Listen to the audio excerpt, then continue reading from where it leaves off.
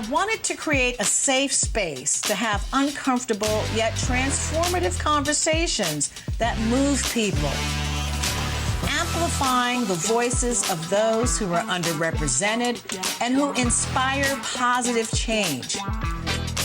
I'm Tony Williams, and this is Brooklyn Savvy.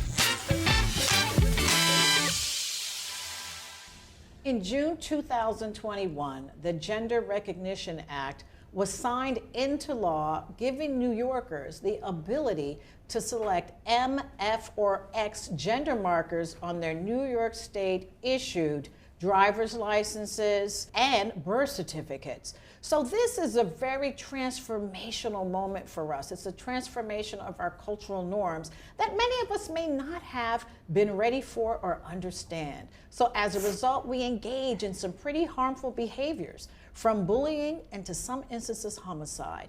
I am delighted, though, to bring on Jodie Patterson, because I think she tells the story in a way that we can really understand gender fluidity. Hi, my name is Jodie Patterson. I'm an author, social activist, and mom of 5. A lot of times I'm asked to weigh in on LGBT issues and how they play out in family dynamics. And I'm not a historian, I'm not a doctor, but I'm a mother, and that gives me a unique perspective. In 2011, my child said to me, "Mama, I'm not a girl, I'm a boy." And although I didn't know what that meant, I had to problem solve and figure out how to correct what stood in front of us. And what stood in front of us is the fact that being trans is different, and being different is dangerous. And so for me, now I took a Malcolm Gladwell approach and really dove into LGBTQI issues. And I now understand that gender diversity is a natural thing, and that families have to support. 50% of trans-identified teens attempt suicide. Not on my watch. So when I share my story about my family, and I share my story about what I've learned, and I share the natural humanness of my family and my child, it helps to close the gap in information, and it helps to dispel the myths around trans-identified people and Black queer families. We are natural and human, and we deserve human rights. I'm going to go to you first, Maria. Do you think that people had a readiness for the M? Well, we were ready for the M, for the F, but were we ready for the X? I don't think it really matters whether we're ready or not, because we're moving ahead with it anyhow. Okay. Right? You have the state laws. I work for CUNY at Medgar Evers College. We have to change our forms so that it reflects people's, gives them the ability to select if they're going to ask at all. Right? The push is not to even ask, right? To take those markers off a lot of the forms. Really? So I think, you know, whether you're ready or not, it's coming. So you need to get ready. And this whole idea of gender fluidity is not a new thing. Right. Right? It's just that it's now more in the forefront, and people are more comfortable with being who they are, and staying in that lane versus maybe 20, 40, 80, 100, 200 years ago, because this is, like I said, this is not new. No, it's not. Phyllis, what do you think about this? I agree with Maria. Actually, I think that it's us moving forward. It's about change, and it's about people feeling comfortable to be who they are and to proclaim it. And be respected in that place. And I think that as we go on, there's going to be a lot of things that we're going to have to learn, some things that we are going to have to accept that it's going to take us time to think about and to learn, but this is important. I'm going to switch this a little for you, Christina. Oh boy. I know. Oh dear. But do you think there could be possible confusion with this? Listen. I feel like how we identify race is such a confusing process in this country that I'm here all day for MFX because I think where the real problem is race. Hopefully how this we can open the identify. door to that, right? It- Hopefully this conversation could That's potentially... my hope. So I'm with the Exactly. ladies. I'm here for it. We better get ready. If we're not ready, you're ready. Excellent. Well, with that, I know somebody who's very much ready. Yes. Jodie Patterson, if you can join the Brooklyn Savvy panelistas. Thank you Hello. so much for coming on. Hi, thank you. And I have to say, you know, I had a conversation with you that was so moving because just on a lot of levels, but the fact that you're such a loving mother. So I'm going through old files, and I found all my kids' like artwork.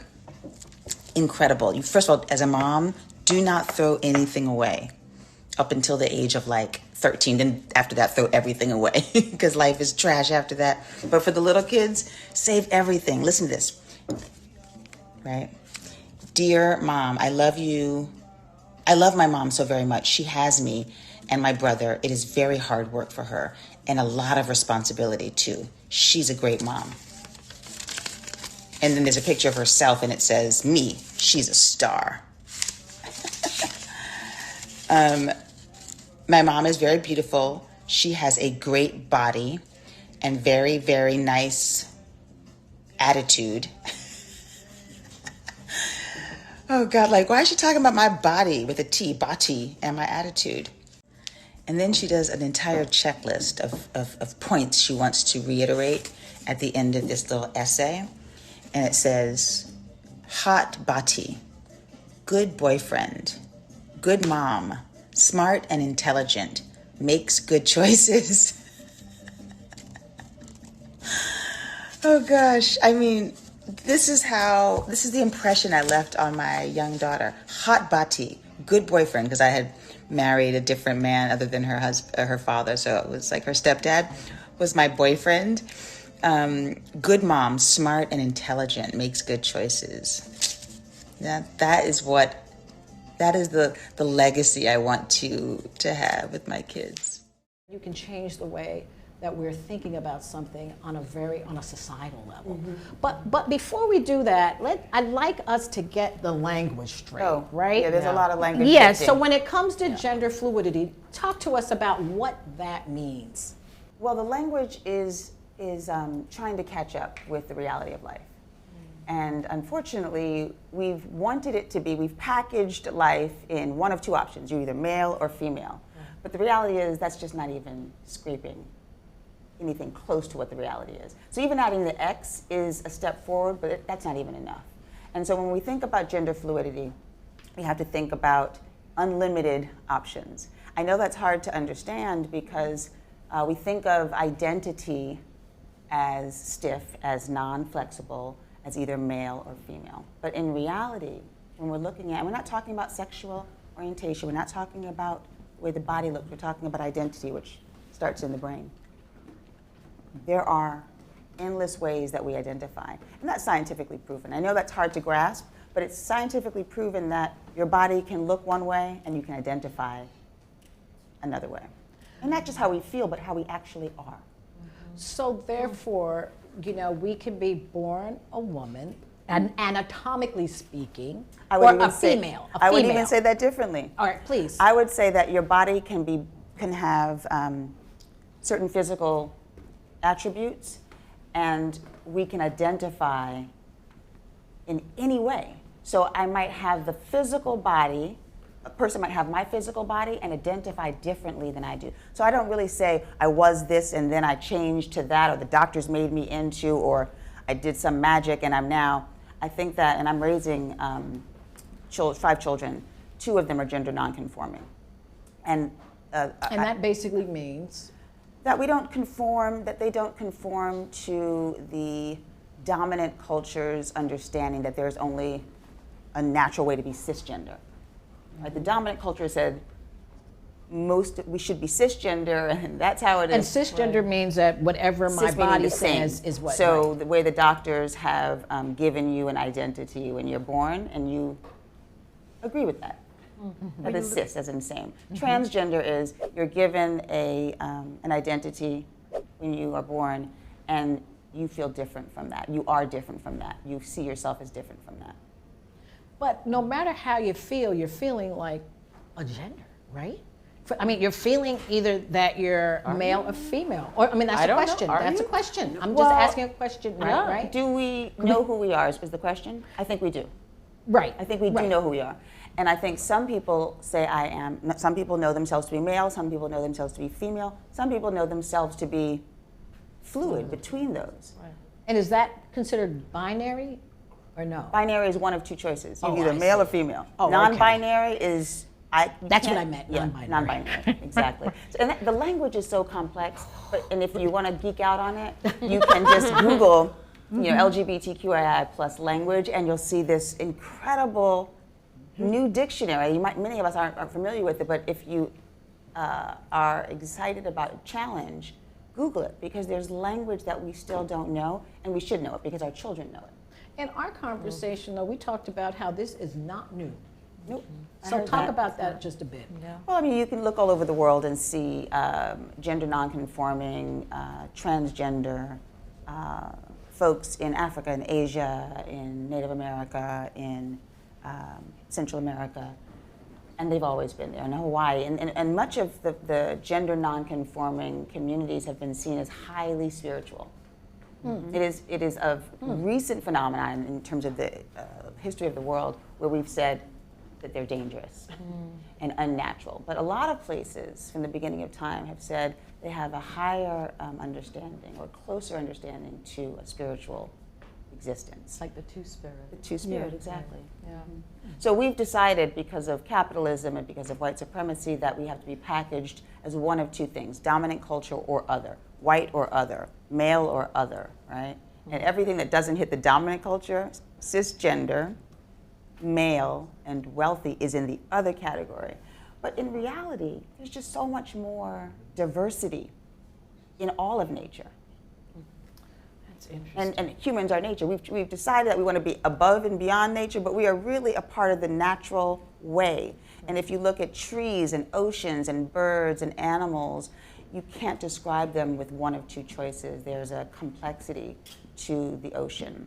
And I like to think of that as a simple way of understanding the complexity of humans. Now, if you ask me to give you the science behind why I am cisgender and my child is transgender, I couldn't tell you, but it doesn't matter. And that's one thing I wanted to dig into. You have a child that is transgender. I'd love for you to share how you approached it, because I'm very appalled by the suicide rates of people who are transgender, and I really think that needs to stop. And I'm also appalled by folks that feel they're going to throw their kids out the house because they're having an identity crisis. Right. So if you could talk about, because I thought you managed this so lovingly and from such a spiritually grounded place, if you could speak to us about that journey, that part of your journey. You know, my parents are my mother's Southern. I was raised in New York City, so I have a bit of New York native in me, and then I have some Southern ways as well. I was raised by Southern activists, people who changed laws, people who changed culture. My grandmother was known as Ms. Revolution. And you went to Spelman. And I went to Spelman, right? So we're going to do something That gives important you cred. here. You got cred. And my uncle was Gil Scott-Heron, so I understand change. That man in the bottle. Right. I understand change, but then when my child said to me, "I'm not a girl, I'm a boy," that change scared me. So I understand, like, it's not something that we grasp easily. But, you know, when you're faced with life or death, when your child says, "I don't want to live," for me it was an immediate switch. Oh, I can change my language to keep my kid alive. I can actually learn pronouns to keep my kid alive. I can shift the way I treat this person to keep my child alive. So I have essentially the same person I birthed, but I use a different language to match him. So I've learned the intricacies of pronouns. I have accepted that he will present and dress however he chooses. And I then have taken it a step further and said, I'll teach the world as well, because laws have to change. You know, housing laws and healthcare laws and education laws, and because we're still in the mode of different is dangerous. I'm looking at this show right now, and then you ladies please jump in. I'm looking at this show right now where this young man, born a female gender, now he's trans, he's taking all of these hormone shots. what is the role of hormones in this? Meaning, I mean, he's taking testosterone so that he bulked up. Can you talk to us about that at all? Sure. So I'm not a doctor. Yeah, right. That's why when I asked that, I said she's not Yeah, a doctor. no, but I can speak to my understanding of it and to my take on it. One, I think that when I first started off, I was nervous around. So as parents of trans people, we fast forward 20 years. You have to, because there's such a thing called puberty. And we're thinking like not even just in this moment, but what Right. happens 10 years and 20 years and 30 years, and some of that makes you so scared you can't even move. So I had to take a deep breath and say, okay, we're going to do this one bit at a time. And the things that would have normally freaked me out, I'm not going to let them freak me out. I'm going to problem solve around this. I'm going to take a Malcolm Gladwell approach and study it. So I started studying real early, 10,000 hours, right? You know, the things that scared me don't scare me as much. Hormone therapy does not make me nervous anymore. So we have testosterone, we have estrogen in our bodies naturally. We are using that to allow our children and our adults, our young adults, to present in this world the way they see themselves. And some trans folk don't do any hormone therapy, and some trans folk do. It depends on the individual, but I think what we have to remember is these aren't drugs. Right. We're not injecting drugs. I used to think of it as like drugs. These are hormones that can help save a life.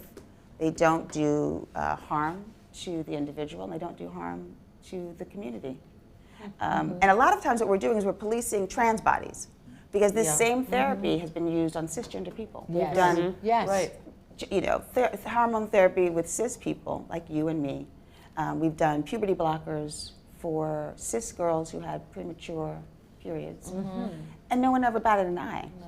But when trans folk are doing it, we are big policing them and saying it's unnatural and it's dangerous and we don't want to use our money for this or something. So the question is, why are we policing trans people in a different way than we are cisgender people? This is so, you're reminding me, I don't remember the name of the athlete, and I'm sure there are many athletes, right? There was a swimmer who was trans, male to female, and there was an uproar about her winning. You know what I'm talking about? I don't, so yeah. Yes, I remember, because This was right, really yes, interesting. Yes, Because she had an advantage because they she, were saying that she had she shoulders. had an advantage because of her male genetics. But then they were saying that they measured her This is so interesting, right? hormones to ensure that whatever those levels were comparable to a woman, which I believe they were. But I'd love to get your perspective on this. I think that there's this hysteria around trans folk and around black folk and around is women hysteria. folk. There There's is hysteria, hysteria. yeah. And so much of what the media talks about is actually just not true. It's just not a thing, that there's this huge advantage that trans people have over cisgender people have in sports. So for example, the study actually proves that the advantage is minuscule. It's like if your parents had extra money to give you an extra coach, you'd have an advantage. If you have enough money for great, healthy food, that's the equivalent of the advantage that we're talking about. And so and most trans folk who want to play sports, let's talk about the hundreds of thousands of children that want to play with their friends. They're just trying to play sports. They're just trying to play. They're trying to have a good time with their friends, and they're trying to have sportsmanship. They're not trying to dominate the world or take anything from just cisgender people. So I think the hysteria is something that we have to ask ourselves. Do I know any trans people? Do I know the humanity of a trans person? So before I start thinking about laws and regulations, do I know this group of people as individuals? And most of us making these assumptions and these laws and these regulations don't know any trans people. So I say, come over to my house. Or that they know of, right? They may know trans people, but don't know. Exactly. Right. That's a good point as well. So I love the fact that you said come over my house, because that was what I was wanting to ask you about. You have 5 children, and 2 of them are trans. Well, I'd say, no, I have 5 children. No, you said gender. And 2 are gender non-conforming. Non-conforming. That And was so the we're word. going to, people focus on the trans, but there's a lot of other definitions that fall into that. And I've heard you talk about the how you manage that in your household. And so I wondered if you would share it with us, because that touched me in such a special way, and you. a lot of people could learn. Well, from you know, early on I was realizing that I was outnumbered by my children. But I was raised by a mom who taught me to just lean into my values, and eventually, if you lean into your values and you lean into Black culture, all will be good. And then when my kids said, "Mama, I'm not a girl, I'm a boy," I didn't really have, there was not enough even within the Black community for me to lean on, so I had to go outside of my community and go into the LGBT community just to learn basic information. But what came out of that was a deeper knowledge of all of us, myself included, and the other 4 children that I have. I understand everyone to be nuanced. I understand everyone to need visibility, support, and I sort of made a contract with my children. Where you go, I will follow. Who you are, I will support, and what you know, I will learn. Wow. I love that. And that means, so what I did with my trans-identified son, support, understand, shifted. My other kids said, "Wait a second, hold up, Mama. If you're ready to learn, we've got something to tell you." And every single one of them raised their hand and said something. "I'm a scientist. I need you to understand that. I'm an atheist. I need you to understand that. I'm a conservative." Everyone, you know, and I'm not comparing being trans or being a conservative, but the issue is, in our homes, we have diversity. We might not want to acknowledge that, you know, but we have to acknowledge that, because if we're talking about keeping our kids alive and thriving as Black families and the trajectory of Black culture, we're going to have to support our children where they are now. And it's endless identities. So I learned that it is what Baldwin says. What white people don't understand about Black people is the very thing they don't understand about themselves. Right. What cis people don't understand about trans people is just a confusion about our own diversity. So we just have to look inside and think about, if I'm a Black person and I had to self-define, I'm not a B, I'm not an N. If I can self-define, so can my kid. Self-defining is very, very interesting. We don't get really to self-define our race. People look at us. I mean, we try to, but they make assumptions. They make assumptions because of what we look like. We're not naked. We are, you know. But I wanted to talk to you about, so where do you get your support? Because as a mom, this could not have been an easy road. No, it was 10 years ago, too. Yes. Didn't know any trans people, didn't know any trans kids. This could not have been easy. Pre-Pose, pre-Laverne Cox, Right. pre-Janet Mock. So where did you get your support? So the World Wide Web sometimes can be a good thing. So I did a lot of research by myself, just up at night, crying half the time, jotting notes down. There's a great book called Transgender 101 by Nick Tisch.